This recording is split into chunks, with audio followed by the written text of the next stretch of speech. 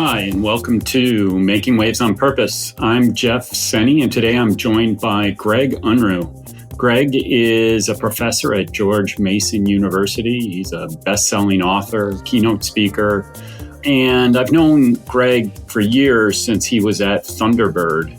And the thing I really like about Greg is he looks at sustainability through a business strategy, but also through a business strategy in a much more kind of macroeconomic lens. I think too often we get stuck looking at scope 3 emissions and whatever the issue du jour is and whatever minutia within that issue we can kind of fixate on. And I think all those details are important and critical. But more and more, I'm trying to take a bigger look at how sustainability plays out or doesn't play out because of geopolitical tensions, because of economics, stranded assets, which is what Greg and I are going to talk about, and any number of other issues in terms of power and systems. So without any further ado, I bring you Greg Unruh, a fabulous discussion. Thanks for joining us. Hey, great to be here. Thanks. Good to see you, Jeff. Yeah, great to see you. So tell us a little bit about yourself and what you're doing these days. So right now I'm on faculty at George Mason University. I'm the Arison Professor of Values Leadership. I'm in two different departments in the School of Business, the School of Integrative Studies. I also do some teaching in Europe and been focusing obviously for a long time on sort of corporate sustainability strategy and questions about business responsibility and both environment and society. I love the connection, that foot in two worlds that you have, business and integrated studies. I think sustainability needs more of that, right? We need to see things through different lenses. So I think that's really interesting. One of the lenses that I've been reading that you've been advancing and talking a lot about is stranded assets. Tell us a little bit about what is on your mind and the insights that you've been offering. Right. Well, so I've paid attention to the stranded assets arguments for quite a while. Maybe 5 to 10 years ago, the focus was on this question about, so what is an asset? An asset is anything that's owned that can be used to create value. All right. So if you have a factory, that's a physical asset that can be used to produce products. If you have a patent, that's intellectual property. It's an asset that can be used to produce, innovations or something, right? And so this idea of a stranded asset, this is an asset that becomes defunct or non-revenue generating before the end of its useful life. Okay, so let's say you bought an automobile and then for some reason the automobile is obsolete and you bought the car 2 years ago and now it's worthless. But you're stuck with that asset you bought and it can't perform. It can't generate any value, right?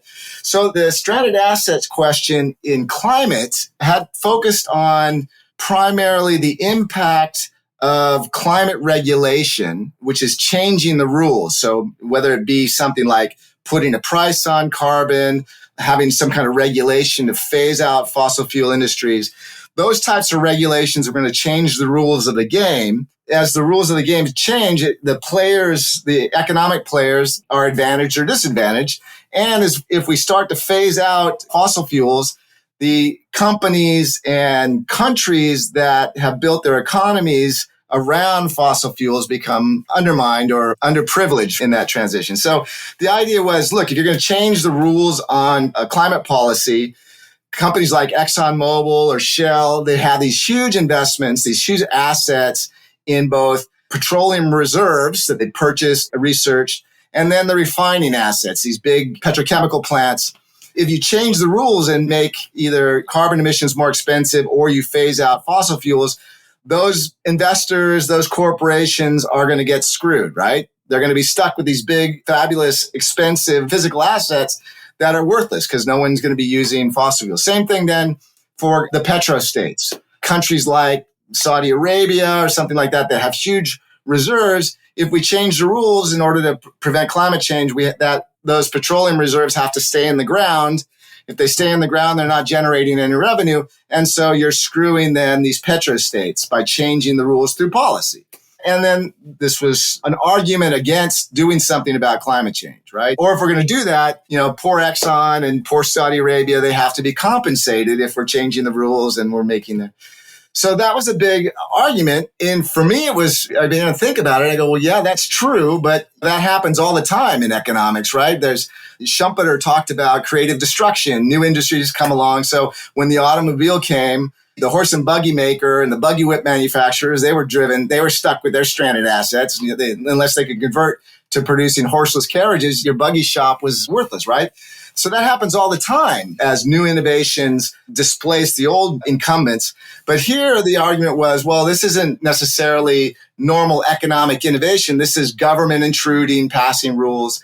So it was one of these arguments that was being used to either slow down or delay action on doing something about the climate issue.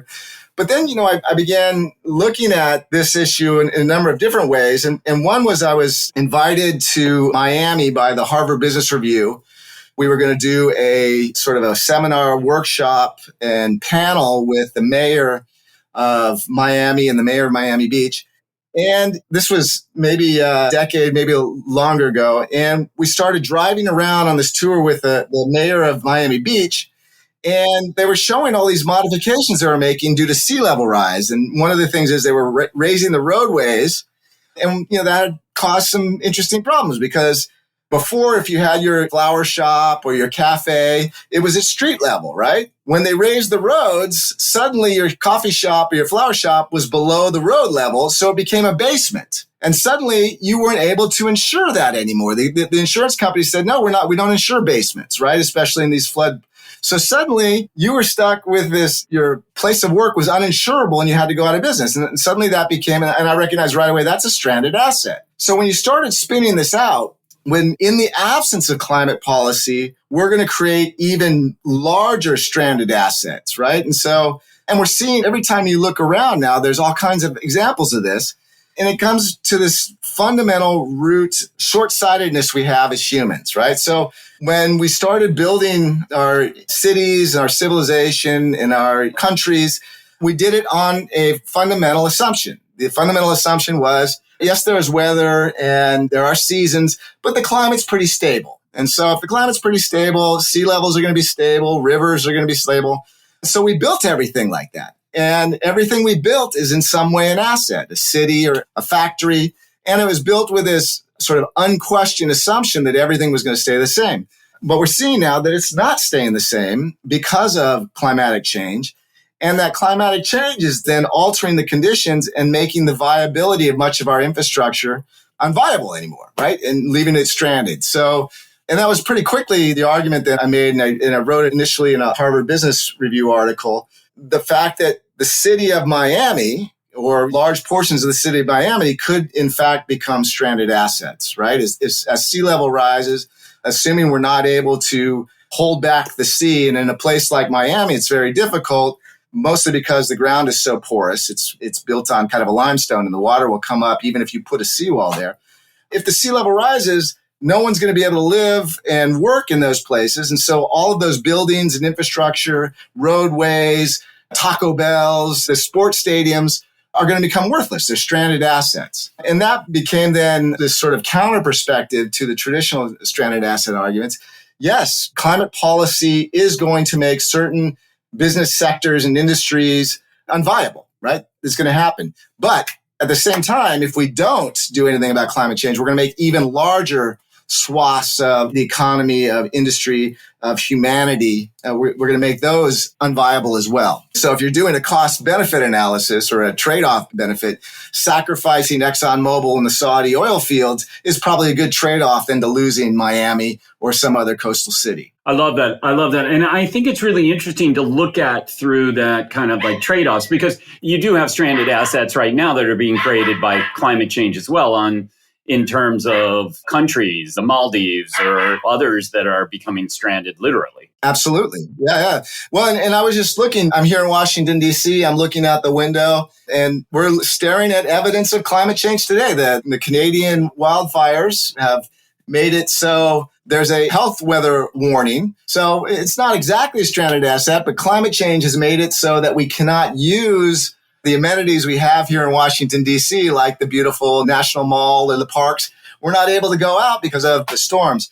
We've had the flooding up in New England, and the infrastructure we built, these assets like dams and waterways and stuff, they were designed with the expectation that the planet was relatively stable. And so we had to plan for the 500-year flood or the 100-year flood. And you can look back through the geologic record and see, okay, the highest flood was ever, let's say, 8 feet or 2 meters or something. So you build your dam up that high and it's pretty safe. Well, those conditions have changed now. And those dams are no longer functioning assets. Those dams, I just saw in the news in Vermont, some of these dams have failed. And so that whole hydraulic infrastructure we've built based on an expectation that weather patterns and climate patterns were going to be relatively stable is now been thrown out the window. There's all kinds of examples. There's in Arizona, where you and I both know, in Phoenix, there are these unincorporated areas.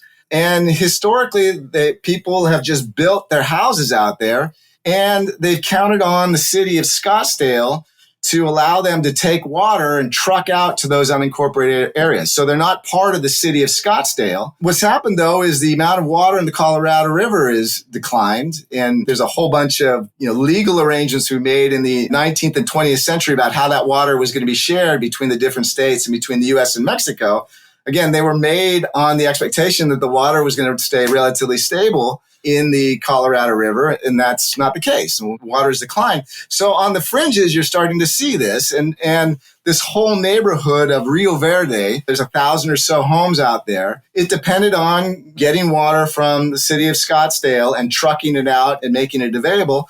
The city of Scottsdale says, hey, we don't have enough water anymore. And we have the citizens within our city that we have to provide for their needs first. So we're not going to be able to give Rio Verde the water anymore. So if you don't have water, even if you have a beautiful McMansion out there in the beautiful hills, Sonoran Desert there of Arizona, those houses, that entire neighborhood has become a stranded asset, literally stranded. They're stranded from the supply of water.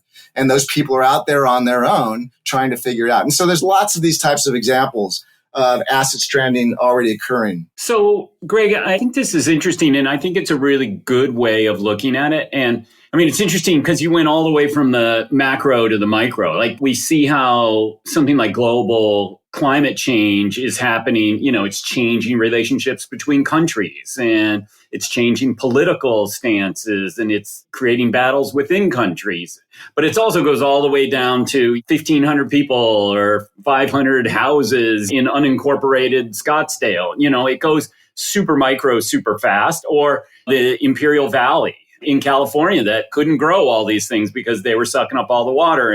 And now actually it sounds like it's gone the other way, luckily. But what your point of it's not consistent, it's not as expected, is a problem. How do we start to sort that all out and figure out what trade-offs we can make and want to make and how to get the balance right? That's a great question. If I had the answer, I would be rich. The first step, I think, is, becoming aware. And it depends on where the conversation is. This sort of economic fairness argument around policy, the economics question about stranded assets. We can write that conversation by just pointing out the fact that we're already creating stranded assets in the absence of policy. And again, that becomes, if you're an economist, and that's why this question, you mentioned this, integrative thinking, right? Economists, this is the way climate has always been. You can ask a climate scientist, what should we do? And he says, well, we want to reduce the solar radiative heating, so we need to reduce the amount of greenhouse gases to this amount. And, the scientist tells you, we have to reduce it to this amount. And you say, great, how do we do that? He goes, well, I don't know. You're going to have to talk to an economist. And so you go to the economist and say, okay, we need to reduce it this much. The economist will say, well, we can do that if we raise the price this much, or we put this kind of trading system in place. And then we could get the emissions down to the right level. And so you say, great, well, how do we do that? He goes, well, I don't know. You got to talk to a politician. And you go to the politician. And so each of these different disciplines and these different sectors in society are touching different parts of the elephant. But the climate thing is the whole elephant, right? And that's one of the limitations of humans. Our reality is too big and our brains are too small to get the whole of it.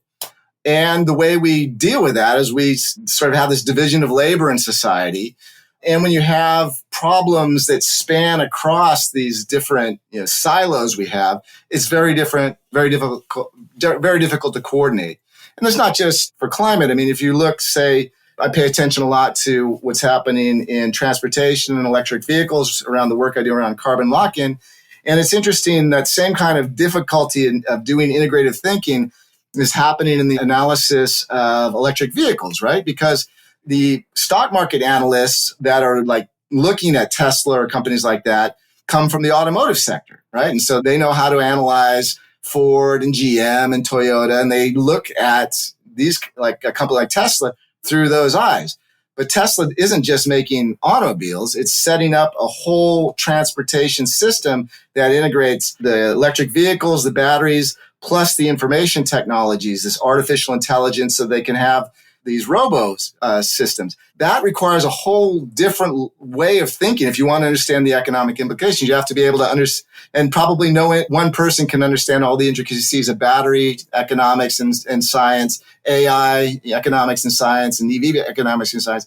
But you need to be able to connect across all of those and integrate across those if you're going to do an appropriate analysis. And, if it's a policy question, preparing society for a future of, autonomous vehicles and robotaxis and the end of independent individual automobile ownership, those types of things.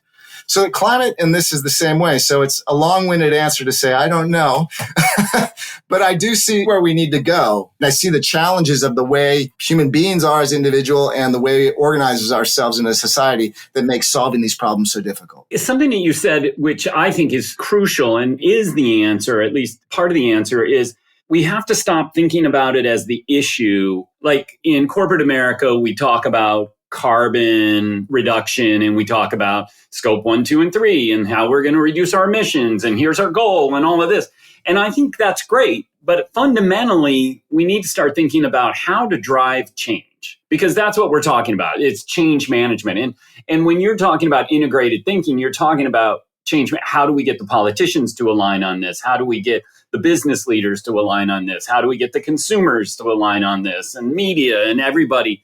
Rather than right now, what we're playing a game is business is saying, hey, listen, we're held to a standard, which is short-term returns.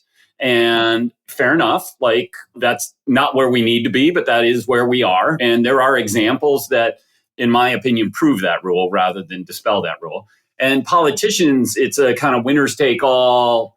It's all about the next election. Again, a short-termism issue rather than, hey, what's long-term best for my constituents and my party even. And then the economists is a battle of ideas. And then, it is pretty self-interested and pretty short-sighted. So it's about kind of changing the mindset around the rules of the game. Any thoughts or reactions to that? Yeah, I think that's a good way to think about it. And, as you say, each of these, we've sort of divided up the division of labor about how we do things in society. And each of them have their own mindset and rules. Like, as you say, we have governments, and the virtue of government is they're supposed to represent everyone and be able to take public welfare into account. They have their vices or their tyrannies. They're in a representative democracy. They're constrained by the tyranny of election cycles, right? The election comes, you have that short window before you have to start campaigning again. Same thing with the private sector. It can move quickly. It's based on efficiency and tapping into resources of a market that theoretically sends the resources where they're most valuable. But you're right. It also has its own tyrannies, right? It's this tyranny, as you say, of quarterly results. So each of these, and then the nonprofit sector, has the tyranny of donor interests or things like that, right? And limited scope. They're usually focused on deep understanding of a specific community or a specific issue. And that's kind of the way we've set up the world. But right, I think you're right in saying what we need is some kind of overarching mindset or vision or something that can align those different sectors in the same direction, each bringing their expertise or their capabilities towards that larger goal. And it's really a challenging time, especially, in the world of division we're in. Sometimes I say, climate change is humanity's invitation to grow up, right? Because if you look from space, there's no borders between the US and Canada or between France, and they don't exist, right? They only exist because we create them. And the reality is that the planet doesn't have any of those. And we're trying, from our fractionated little worldviews, we're trying to manage an entire planetary system, which has its own challenges. I don't know if we're ready to manage the planet. Let's say we can solve the climate change. Are we going to lock in the Holocene era? Is that we try to keep the weather as it been for the last 10,000 years forever? What's that going to do to evolution? We're getting ourselves into bigger and bigger challenges. You never count humanity out. We're pretty good at staying on the knife's edge and beating Malthus and all of these things over time. But the challenges are amazing, and they really do require, as you say, a new type of leadership, a new type of change management, and a new perspective. And hopefully we'll get there.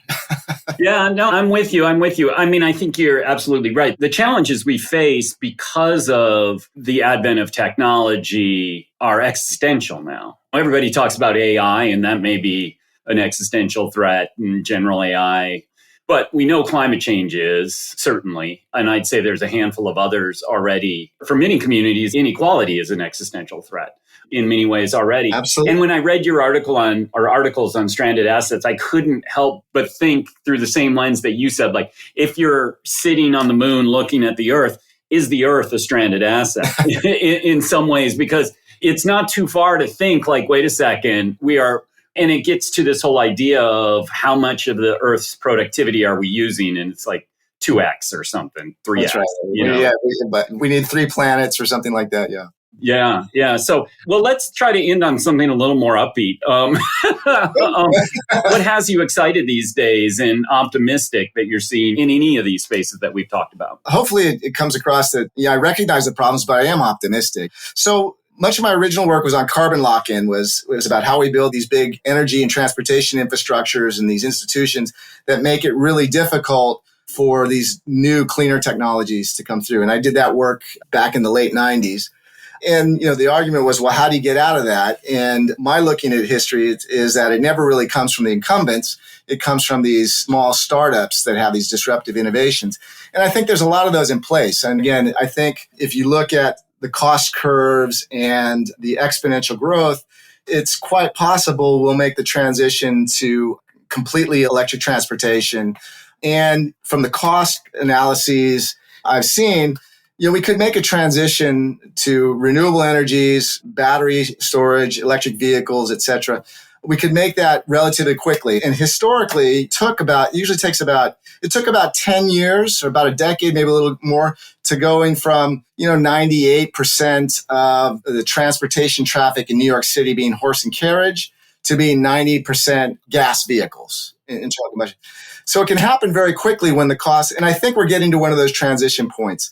And there's a number of other things. There's the ability to do protein generation in the laboratory, so you don't have to have big farms and pastures for livestock, for cattle and things.